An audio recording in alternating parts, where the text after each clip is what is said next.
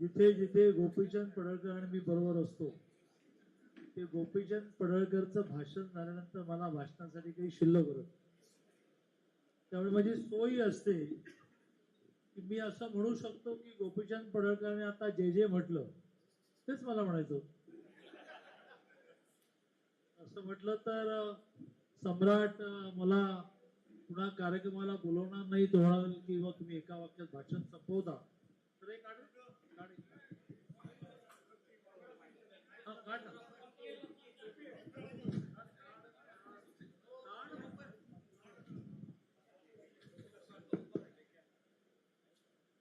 आणि त्यामुळे सम्राट महाडिकांनी जिल्हाध्यक्षांनी प्रकाश जंगने जिल्हाध्यक्षांनी वारंवार बोलवावं म्हणून मला थोडं बोलावं लागेल. आज गोपीचंद पडळकर आणि त्याआधी प्रकाश जंग आणि सम्राट महाडिकांनी म्हटल्याप्रमाणे आपला स्थापना दिन आहे, वर्धापन दिन आहे आणि तसं म्हणाला टेक्निकली 46 वर्ष पूर्ण झाली. पण 51 साली जनसंघ नावाने आणि पंटी हे चिन्ह घेऊन आपण आपल्या पक्षाची आपल्या विचाराचा राजकीय पक्ष सुरू केला. 77 पर्यंत भारतीय जनसंघ म्हणूनच लढलो. 77ला 75 ते 77 आणीबाणी आली. हजारो लाखो एकूण देशभरामध्ये 20 लाख लोक 19 महिने जेलमध्ये गेले. त्यानंतर झालेल्या निवडणुकीमध्ये सगळ्यांनी निर्णय आतमध्ये जेलमध्येच केला की इंदिरा गांधी निवडणूक लावली की सगळ्यांनी अभिनिवेश सोडायचा आणि एक पार्टी करायची. त्यापुढे जनता पार्टी नावाची एक पार्टी झाली ज्याचं चिन्ह नांगरदारी शेतकरी झाला आणि त्या नांगरदारी शेतकरी चिन्हावर जनता पार्टी मोरारजी देसाईंच्या नेतृत्वाखाली लढली, जिंकली आणि मोरारजी देसाई पंतप्रधान झाले, इंदिरा गांधी पराभूत झाले. 3 वर्षामध्येच कुरबुरी सुरू झाल्या आणि ज्याचा उल्लेख आधीच्या भाषणांमध्ये झाला की विचार आपण कधीच सोडणार नाही, सत्ता सोडवली चालेल. आणि म्हणून 80 साली आपण निर्णय केला किंवा तुम्ही राष्ट्रीय स्वयंसेवक संघ ज्या विचारापासून प्रेरणा घेऊन आम्ही काम करतो, रोज काय विचाराला जात नाही पण त्या विचारापासून आम्ही प्रेरणा घेऊन काम करतो आणि यावर तुमचं ऑब्जेक्शन असेल तर आम्ही सरकारमधून बाहेर पडतो. सरकार पडलं, पुन्हा निवडणुका झाल्या, पुन्हा इंदिरा गांधी पंतप्रधान झाल्या आणि आपण हा बंद झाला आणि आपण 80 साली कमळ चिन्ह घेऊन नवीन पक्ष स्थापन केला ज्याला 46 वर्ष झाली आणि त्यामुळे आज वर्धापन दिन 46 म्हणू पण 51 पासून सुरुवात आहे. त्या वर्धापन दिनाच्या कार्यक्रमाला व्यासपीठावर अनेक मंडळी उपस्थित आहेत पण आपल्या सगळ्यांनाच तरुण भारतच्या एका मोठ्या कार्यक्रमाला जायचं आहे. किरण ठाकूरांचा सत्कार आहे त्यामुळे मी व्यासपीठावरील सर्व मान्यवर इतकाच उल्लेख करतो आणि मोठ्या संख्येने उपस्थित कार्यकर्ता बंधू आणि भगिनींनो, आज वर्धापन दिनाच्या निमित्ताने शुभेच्छा देताना गोपीचंद पडळकरांनी आधीचा इतिहास मांडला, थोडासा राहिला असेल तो मी मांडतो पण मला मांडायचं ते भविष्य मांडायचं, तेही बरंचसं खरं म्हणजे गोपीचंदने मांडलेलं आहे. थोडासा इतिहास राहिला त्याच्यामध्ये 51 साली 3% मतं घेऊन आपल्याला 3 खासदार आले. 67 साली 3%वरून आपलं पर्सेंटेज वाढून 7% झालं आणि 35 खासदार झाले. आणि नंतर मग आपल्याला माहिती आहे की 67 साली देशाच्या 7 राज्यांमध्ये वेगवेगळ्या पक्षांनी एकत्र येऊन सरकार केली. मध्य प्रदेश मध्ये तेव्हापासून सरकार होती आणि त्या सगळ्याच सरकारामध्ये म्हणजे पहिल्यांदाच असं झालं की काँग्रेसची सरकार गेली, विरोधी पक्षांची सरकार आली आणि 1 नाही 2 नाही 7 राज्यामध्ये. त्यातूनच एक अस्वस्थता काँग्रेसमध्ये सुरू होती आणि मग 75 ते 77 ची आणीबाणी आली. त्याचं कारण मोठं असं झालं की इंदिरा गांधींनी 72 साली गरिबी हटाव, त्यांनी गरिबांनाच हटवलं असा नारा देऊन ज्या निवडणुका लढल्या आणि थम्पिंग विजय झाला, ज्याच्याबद्दल असं म्हटलं जातं की खूप गडबड झाली निवडणुकीत वगैरे. एखाद्या गरिबी हटाव हा नारा दिल्यामुळे असेल पण त्या थम्पिंग प्रचंड मताधिक्याने विजयी झाल्या आणि त्यांचीच निवडणूक नेमकी एका सामान्य राजनारायण नावाच्या कार्यकर्त्याने कोर्टात चॅलेंज केली. ह्या देशाच्या लोकशाहीचं हे वैशिष्ट्य आहे की एक सामान्य कार्यकर्ता पंतप्रधानाची निवडणूक चॅलेंज करतो, तो जिंकला. न्यायालयाने सांगितलं की इंदिरा गांधी राजीनामा दिला पाहिजे. इंदिरा गांधी कुठला राजीनामा देतो, त्यांनी आणीबाणी घोषित केली. देशभरामध्ये बोलायचं नाही अटक, आंदोलन करायचं नाही अटक, लिहायचं नाही अटक. 20 लाख लोक 19 महिने जेलमध्ये. पण मग जेलमध्ये असताना कोणीतरी प्रत्येकाला एक चुकीची बातमी सांगणार असतो.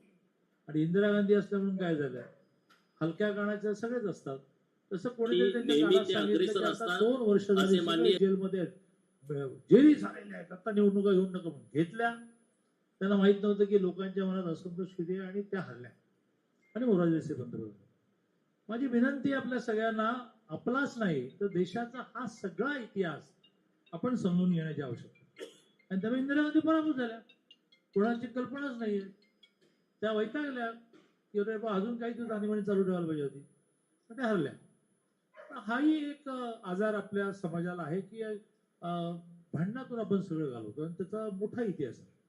त्याप्रमाणे भांडणं झाली, 80ला पुन्हा सरकार पडलं, इंदिरा गांधी आली, 84ला त्यांची हत्या झाली. त्या हत्येचा परिणाम म्हणून राजीव गांधी पंतप्रधान झाले, त्यांना 400 जागा मिळाल्या, आपल्याला 2च जागा मिळाल्या. मग हेटाळणी सुरू झाली की 2 वाले हे म्हणतात यांचा पंतप्रधान, यांचे आले 2, अशी खूप हेटाळणी झाली. म्हणजे हेटाळणी झाल्यानंतर कसं टिकून राहायचं असल्याचं मोठं उदाहरण आहे की त्यावेळेला अटलजी आणि अडवाणीजी काय नेतृत्व होती, आणि त्या नेतृत्वाने आपल्या सगळ्या कार्यकर्त्यांना विश्वास दिला की डोंट वरी, फिर से सूरज उगेगा. आणि तसं झालं की 89 साली ज्यावेळेला राजीव गांधींची हत्या झाली, त्या हत्येनंतर झालेल्या निवडणुकीमध्ये भारतीय जनता पार्टीचे 100 जागा आणि व्हीपी सिंगांच्या 182 आल्या होते, मला आता एक्झॅक्ट आठवावं लागेल. पण भारतीय जनता पार्टीच्या 117 आल्या, त्या मला परफेक्ट आठवल्या, आणि त्या 117वर व्हीपी सिंग पंतप्रधान. आता 89 पासून 2014 पर्यंत ह्या देशाचा सगळा राजकीय प्रवास अस्थिरतेचा झाला. मग व्हीपी सिंग झाले, मग त्यांचं सरकार पडलं, मग काँग्रेसचं सरकार आलं, नरसिंह राव आलं, तर त्यांना सुद्धा सरकार येऊन 20 कमी पडत होते म्हणून त्यांनी फोडाफोडी करण्याचा प्रयत्न केला. आणि ह्या सगळ्यात करता करता करता 96 साली आपल्याला संधी मिळाली, आणि 80 पासून मात्र आपण 100च्या खाली कधी आलोच नाही. 2 वाले, जसं गोपीचंद म्हणाला की मोदीजींना अंडर एस्टिमेट त्यांनी केलं की हा चहावाला आपल्याला काय टक्कर देणार, तसं जे 2 आले, पण 89ला 117 आले, मग 95ला पुन्हा माझ्या आठवणीप्रमाणे 182 आले, आणि मग 96ला अटलजी पहिल्यांदा पंतप्रधान झाले. पण आजही तो प्रसंग आठवतो. मी 80 ते 95 15 वर्ष विद्यार्थी परिषदेत घर सोडलं होतं, नुकता घरी गेलो होतो, व्यवसाय सुरू केला होता, आणि टीव्हीवर आम्ही पाहत होतो अटलजी पंतप्रधान पदाची शपथ घेत आहेत. आमच्या डोळ्यातून पाणी आलं की बस इसके लिए जिये थे. दुर्दैवाने ते सरकार 13 दिवसात पडलं, कारण अविश्वासाचा ठराव आला आणि आपण आपलं संख्याबळ दाखवू शकलो. मग आलं सरकार अटलजींचं, ते 13 महिने टिकलं. 13 महिन्यानंतर एक मताने पडलं. मी आणि आम्ही सगळे गोपीचंद वगैरे सांगत असतो की अरे एक मत महत्वाचं, 1000 कमी पडलं आणि अटलजींचं सरकार पडलं. माझं भाग्य असं आहे की मी गिरणी कामगारच्या घरी जन्माला आलो, मला खूप लोकांचा सहवास मिळतो. सरकार गेलं त्या दिवशी अटलजीने बरोबर होतं. दिल्लीमध्ये विद्यार्थी परिषदेचा जागतिक संघटना विद्यार्थी परिषद केली, त्याचा कार्यक्रम होता. अटलजी याचा पंतप्रधान प्रमुख पाहुणे, मी ऑल इंडिया जनरल सेक्रेटरी होतो. मी अटलजींना असं म्हटलं, अटलजींची माझी खूप अशी आदराने जवळीक होती. म्हटलं अटलजी आज अविश्वास ठराव चल रहा है, सभागृहात 2 दिवस चालतो ना अविश्वास ठराव, मतदान होतं, तो हा त्याचं म्हणजे तो म्हटलं मेरी जितनी भी जानकारी है अपने को वोट कम मिलेंगे, तो म्हटलं नहीं शायद सरकार जाएगी, तो क्या म्हटलं आपने सदन में रहना चाहिए. अरे काय का सदन, त्या कार्यक्रम का निमंत्रण लिया है या आना चाहिए. आणि मग लेट इव्हिनिंग मतदान झालं आणि अटलजींचं सरकार 13 महिन्यात गेलं. नंतर मात्र आलं ते मेजॉरिटीवाला. तर मेजॉरिटी म्हणताना 24 पक्षांना बरोबर घेऊन अटलजींमध्ये ते कौशल्य होतं. एक वाले रमाकांत खलप गोव्याचे एकच होते, पण ते लॉ मिनिस्टर होते. असं सगळ्यांना बरोबर घेऊन त्याने बरोबर 5 वर्ष सरकार चालवताना 4.5 वर्ष झाल्यानंतर कोणीतरी एकाने म्हटलं की खूप चांगलं अनुकूल वातावरण आहे, देशातले रोड झालेले आहेत, इथेनॉल निर्मिती झालेली आहे, हे सगळे जे हायवे झाले ते अटलजींच्या काळात झाले. आता तुम्ही 6 महिने आधी निवडणूक घेऊन टाका, विजयच विजय, 5 वर्ष काही नाही. दुर्दैवाने अंदाज चुकला आणि सरकार गेलं. मग मनमोहन सिंग पंतप्रधान झाले आणि 10 वर्ष त्यांनी सरकार चालवलं. पहिली 5 वर्ष त्यांनी कम्युनिस्टांच्या सपोर्टने चालवलं, आणि मग काठावरचं बहुमत त्यांना मिळालं. असा 89 सालापासूनचा व्ही.पी. सिंग पंतप्रधान झाले, नरसिंहराव झाले, मधले झालेल्यांची नावं पण आठवत नाही, देवा गौडा झाले, महेंद्र कुमार गुजराल झाले, चंद्रशेखर झाले, नाव तरी आठवतात का? असे झाले बरेच जण, 6 महिने 3 महिने 6 महिने 3 महिने. आणि मग अटलजी 13 दिवस 13 महिने 4.5 वर्ष झाले. मग मनमोहन सिंग 10 वर्ष झाले. आणि मग 14व्या निवडणुकीमध्ये पहिल्यांदा असं झालं की कोणा एका पार्टीला 272 282. कारण मोदीजी बाहेर पडले. पार्टीने गोव्याच्या राष्ट्रीय बैठकीत घोषित केलं की आम्हाला पंतप्रधान का उमेदवार मोदी. मोदी 15 वर्ष गुजरातमध्ये काम केल्यामुळे प्रचंड पॉप्युलर झाले होते, देशभर फिरले. तरी लोकांना विनंती केली की एक बार चान्स दो, मैं इस देश का पूरा चित्र बदललं 14 ते 19. त्यामुळे त्यांनी इतकं काम केलं की 19ला 282चे 303 आले. म्हणजे पंतप्रधान व्हायला लागतात 272, 282, पंतप्रधान व्हायला लागतात 272, 303 आले. आणि मग आताच्या निवडणुकीमध्ये मात्र घटना बदलणार आणि अल्पसंख्याकांच्या मनामध्ये भीती, हे सरकार आलं तर तुम्हाला पाकिस्तानात पाठवून देईल, त्याच्यामुळे थोडे मागे आपण गेलो, पण सरकार आलं. तिसऱ्यांदा मोदीजी पंतप्रधान झाले. हा सगळा इतिहास आहे आणि अभिमानास्पद इतिहास आहे. गोपीचंद म्हणाला, मी अतिशय शांतपणे ऐकत होतो. मला आश्चर्य वाटतं गोपीचंद पडळकर माझी पहिली भेट झाली त्यावेळेला 5,000 संख्येचा त्यांनी शेळ्या मेंढ्यांचा मोर्चा काढला. प्रचंड पाऊस झाला. आता हे शेळ्या मेंढ्या पळून जातात की काय, मी आणि विरोध तेवढे आलो. पण प्रगती माणसाची किती प्रगती होईल. अतिशय लॉजिकल भाषण त्यांनी या ठिकाणी केलं की या देशामध्ये कधी घडला नाही असा इतिहास घडला गेला की सर्वसामान्य माणूस सत्तेमध्ये यायला लागला. लोकांना वाटलं की सरकार आपलं आहे, आपण पण होऊ शकतो आमदार, खासदार, मंत्री, राज्यपाल, राष्ट्रपती. द्रौपदी मुर्मू राष्ट्रपती झाले. आदिवासी समाजातला एक प्राथमिक शाळेमध्ये शिक्षिका, त्यांच्या जिल्हा परिषदेतल्या प्राथमिक शाळेतल्या शिक्षिका राष्ट्रपती झाल्या. अशी मोठी यादी आहे. आता मुद्दा आहे तो पुढचा आहे, तो 5 मिनिटात मांडून मी माझं बोलणं संपवणार आहे. तो मुद्दा असा आहे की ते 14ला पंतप्रधान झाले तेव्हा देश जगामध्ये 11व्या नंबरवर. आता किती नंबरवर सगळ्यांना पाठ आहे. आता तो 4थ्या नंबरवर. आता आपल्या पुढे जर्मनी राहिलं, आपण जपानला मागे टाकलं, तो थोडं उलट झालं असेल, जर्मनीच बहुतेक. 30 साली जागतिक अर्थशास्त्रज्ञ असं सांगतात की भारत 3ऱ्या नंबरवर आहे. 35 साली जागतिक अर्थशास्त्रज्ञ असं सांगतात की चायनाला मागे ढकलून तुम्ही 2ऱ्या नंबरवर आहात. आणि सगळ्यांनी म्हणून नीट मेहनत घेतली तर 2047ला हा देश जगामध्ये आर्थिकदृष्ट्या क्रमांक 1 वर जाईल अशी मांडणी जगातले अर्थतज्ञ करतायत. त्यामुळे मोदीजी तुम्हाला अपील करतायत की तुम्ही पार्टी मजबूत करा आणि व्यक्तिगत जीवन पण चांगलं करा. कारण 1 नंबरवर देश केव्हा जाईल?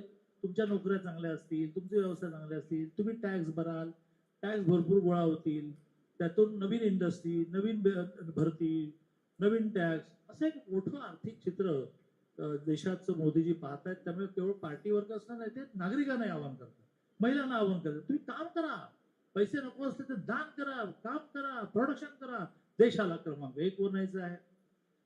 पण देशाला क्रमांक 1 वर नेण्यासाठी भारतीय जनता पार्टी 47 पर्यंत सरकारमध्ये राहिली पाहिजे ना. मोदीजी होते म्हणून 11चा 4था झाला. मोदीजी होते म्हणून 370 केलं रद्द झालं. आणि मोदीजी होते म्हणजे मोदीजींच्या मागे हे पाठबळ होतं. 282 वालं, मग 303 वालं, आणि सहयोगी पक्ष 50 वालं. 350 होते ना मागच्या वेळेला. आता ठीक आहे, आपले 240 झाले, सहयोगी म्हणून 300 होतं. त्यामुळे संख्याबळ पाठीशी असल्यामुळे मोदीजी 370 कलम रद्द करू शकले. संख्याबळ पाठीशी असल्यामुळे मोदीजी राम मंदिर करू शकले. संख्याबळ पाठीशी असल्यामुळे ते देश 4थ्या नंबरवर आणू शकले. संख्याबळ असेल तर देश ते नंबर 1 ला नेणार आहेत. त्यामुळे स्थापना दिनाच्या निमित्ताने 47 पर्यंत म्हणताना 47 टार्गेट आहे. तर म्हणजे वर्षानुवर्ष भारतीय जनता पार्टीचं सरकार गावात, तालुक्यात, जिल्ह्यात, नगरात, राज्यात, देशामध्ये असायला पाहिजे. ते असण्याचे 2 महत्वाचे मुद्दे मांडून मी माझं बोलणं संपवतो. एक आहे SIR. आता हे लक्षात ठेवायला सोपं कसं, मी आज तुम्हाला खूप सोप्या शब्दामध्ये मोजून 3 मिनिटांमध्ये सांगणार आहे. SIR कसं लक्षात ठेवायचं? सर लक्षात ठेवायचं. बऱ्याच वेळेला बायको पण नवऱ्याला सर म्हणते ना, आणि तुम्ही पण बॉसला सर म्हणता.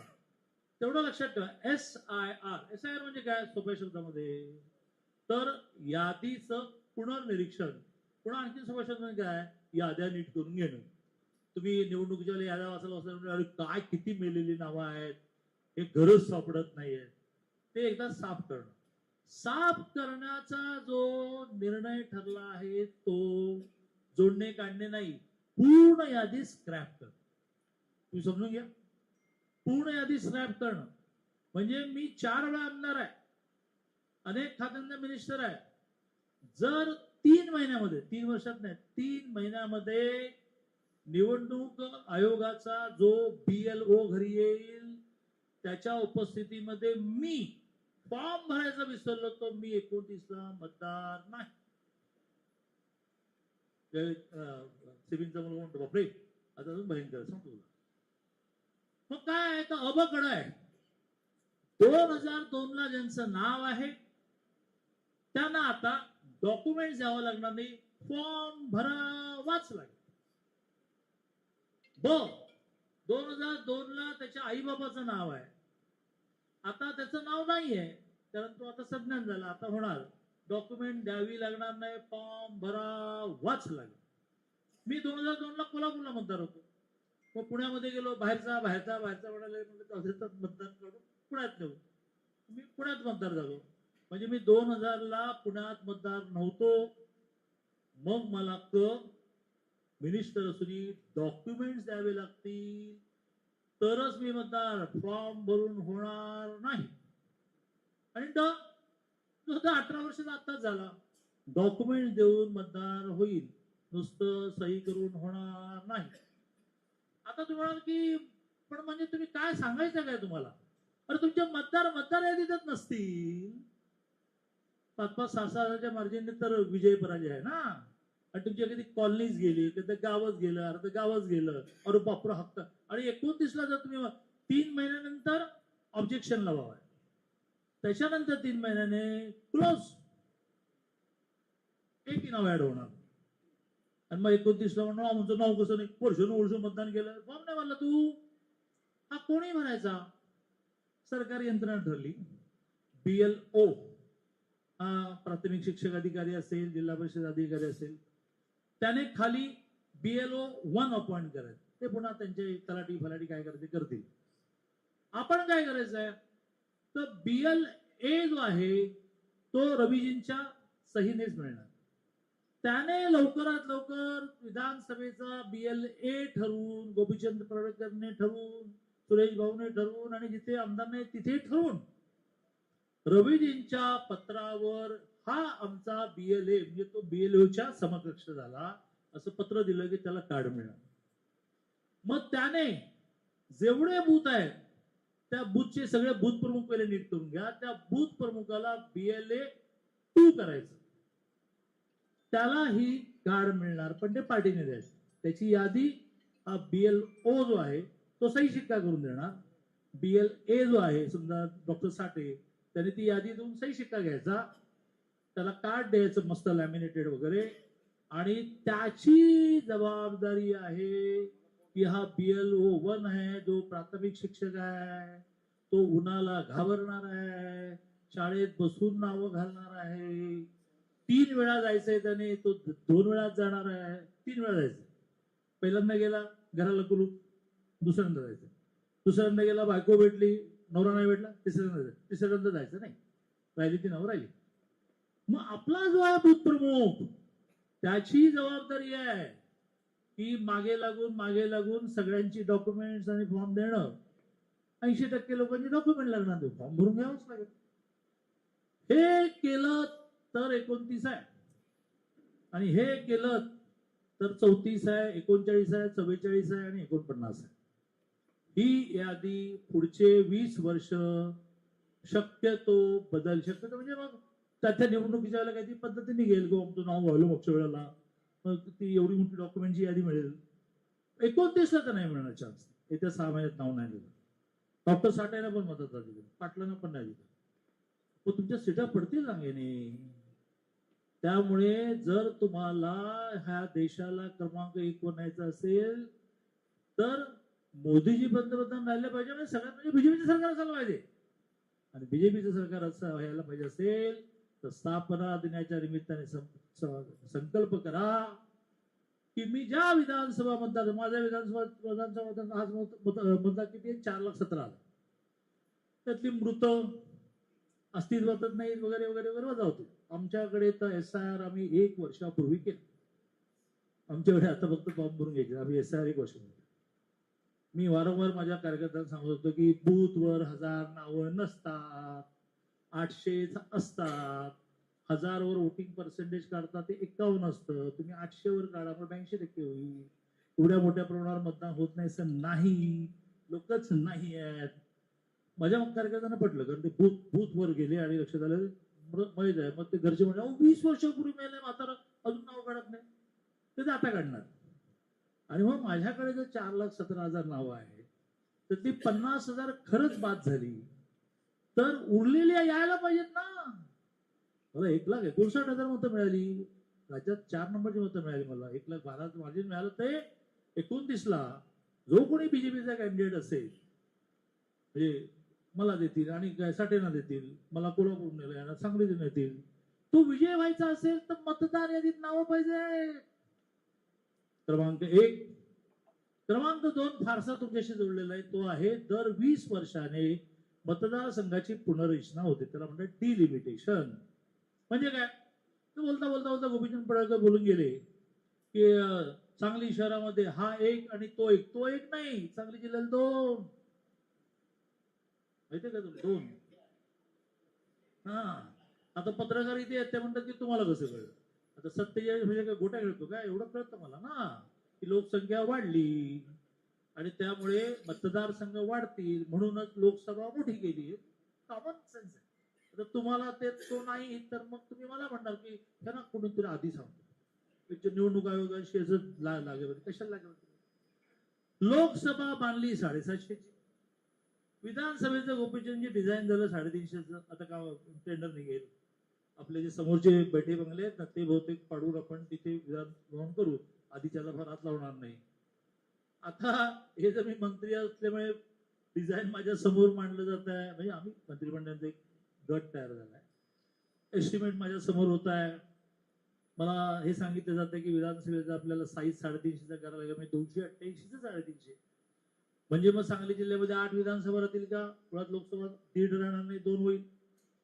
विधानसभा 8 राहणार नाही, 9 तरी होतील. आणि त्यात 16 तारखेपासून 3 दिवस विशेष अधिवेशन दिल्लीमध्ये आहे. 33% महिला आरक्षण 16 ते 19 मध्ये कन्फर्म होणार.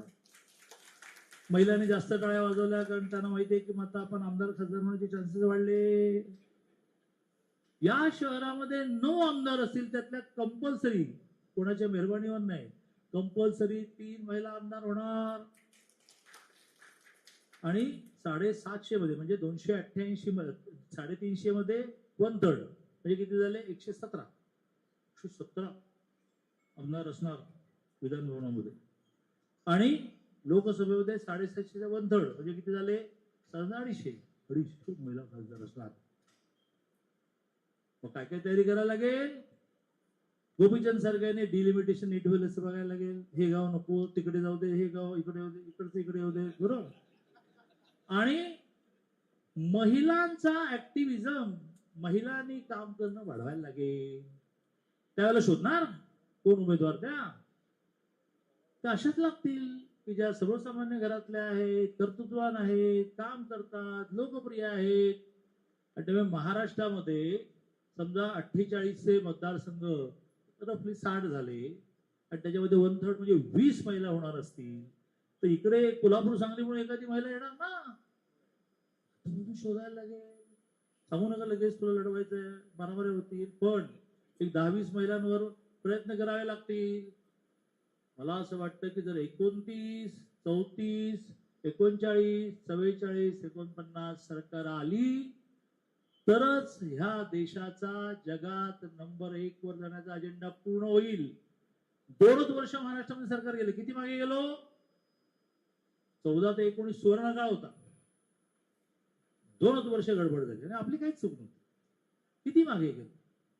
अटलजींनी असं देश करता करता करता नेला टॉपवर आणि सरकार गेलं 10 वर्ष किती मागे गेलो. आणि त्यामुळे हे टाइम टेबल पूर्ण करायचं असेल तर प्रत्येक निवडणूक भारतीय जनता पार्टीला विजय व्हायला लागेल. अतिशय मेहनतीने व्हायला लागेल. काही आरोप करू दे ईव्हीएम मध्ये गडबड असतं काही नसतं. मग हे कशाला विजय होतात, ईव्हीएम मध्ये गडबड होते तर मग ते पण गडबड करतात. ईव्हीएम काही नाही, परिश्रम. मोदीजी म्हणतात ते वाक्य म्हणून मी माझं बोलणं संपवेन, कारण माझं घड्याळाकडे लक्ष, मला तरुणच्या कार्यक्रमात जायचं आहे. ते असं म्हणतात की लोकसभा बूथ पर जीतते हो या बूथ पर हारते हो, विधानसभा बूथ पर जीतते हो या बूथ पर हारते हो, कॉर्पोरेशन बूथ पर जीतते हो या बूथ पर हारते हो. म्हणजे काय, बूथवर मतं नाही पडली तर जिंकणार कसे. म्हणून मग शब्द कॉइन केला देवेंद्रजींनी, बावनकुळेजींनी, रवीजींनी, 51% लढाई. माझ्या मतदारसंघामध्ये 70 बूथ असे आहेत की जिथे आम्हाला 92% मतं मिळतात. 92% यायचंच नाही, फिरकायचंच नाही. म्हणजे मला 1,12,000चं मार्जिन मिळालं. माझ्या समोर जो उमेदवार होता, जो एकदा आमदारही होता, त्याला 45,000 मतं मिळाली, मला 1,59,000 मिळाली. त्याच्या बूथवरही तो मायनस. चंद्रकांत मुकाटे त्याच्या बूथवरही मायनस. ते काय गोट्या खेळून झालं काय. त्यासाठी खूप राब राब राब राब लोकसभेला, विधानसभेला. आता 24 पैकी 18 नगरसेवक आमच्या मतदारसंघाचे झाले आणि 24 पैकी 23चं टार्गेट होतं. काही ना काही छोटा मोठा गडबड झाल्या, अगदी 400ने पडलाय, 150ने पडलाय वगैरे, त्याचे काही कारण आहेत. 24 पैकी 18 आले, 24 पैकी 23 येणार होते. एकच येणार नव्हतं, कारण तो सांगली जिल्ह्यातून एसटी करून मतदान घेऊन जातो. म्हणजे कोण, गोपीचंदला सगळे नाव माहित असते. माझ्या मतदारसंघात एक नगरसेवक असा होतो की ज्याच्या मतदारसंघामध्ये वांगी भिलवडीमधली 4,000 नावं नोंदवलेली आहेत आणि तो बसेस भरभरून नेतो रांगाला. कळलं. आता डिलीट होतील, गोपीचंद पडळकर योग्य म्हणाले, पण कधी होतील, ज्या वेळेला बूथ प्रमुख सतर्क असेल तर डिलीट होतील, नाही तर होणार नाही. ते तरी सॉफ्टवेअर वगैरे डेव्हलप केल्याचे काही खरं नसतं. माणूस ऑब्जेक्शन घेणारा माणूस, सॉफ्टवेअरला काय, सॉफ्टवेअर कसंही मॅनेज करतो. माणूस लागेल, ही नावं काढा, चला सॉफ्टवेअर ऑन करा, हे नाव 2% आहे की नाही. मग त्याला ऑप्शन दिला जातो, कुठला ठेवू तुला. मग बोलू देत त्याला, त्याला ग्रामपंचायतीचं राजकारण महत्वाचं आहे, त्यामुळे तू म्हणून ते कोथरूडचं काढा बरं, बरोबर की नाही. तू म्हणलं कोथरूडचं काढा, आमची यादी साफ. मग यावेळेला 24 पैकी 23 येतील असं म्हणत होतो, पुढच्या 24 पैकी 24 करेल. तर मी कोथरूड 70 मतदारसंघ वगैरे सगळे विसरा, प्रत्येकाला तो जिथे आहे तिथे हे करावं लागेल. SIR, डिलिमिटेशन, महिला रिझर्वेशन. मी आज स्थापना दिनाच्या निमित्ताने हे आवाहन करतो आणि सम्राट महाडिकची क्षमा मागतो की आभार प्रदर्शन होईपर्यंत थांबायला पाहिजे. पण मला एक राजकीय भेट करून तरुण भारतमध्ये जायचं असल्यामुळे आभाराची वाट न बघता मी लगेच निघतो.